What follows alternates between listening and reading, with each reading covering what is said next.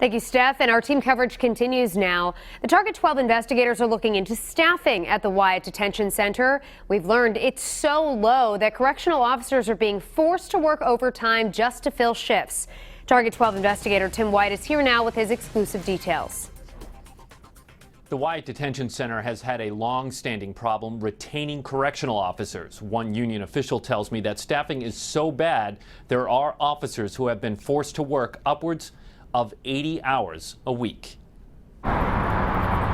The Wyatt Detention Center in Central Falls is a privately run prison facility. According to October minutes from a board of directors meeting reviewed by Target 12, the prison should have 140 correctional officers on staff, but only had 98 filled.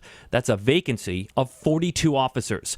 Meeting minutes from a month earlier show low staffing is creating problems. The main issue remains staff retention. Two issues were identified that made officers leave, which included both the pay scale and excessive overtime due to the inability to retain staff.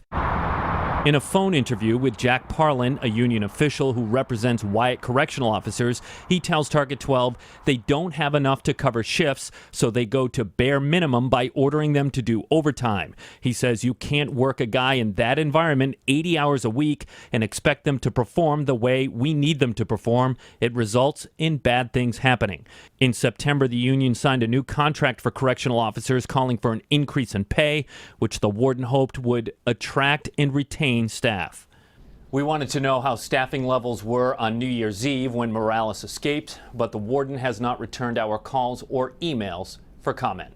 With the Target 12 investigators, Tim Wyatt, Eyewitness News.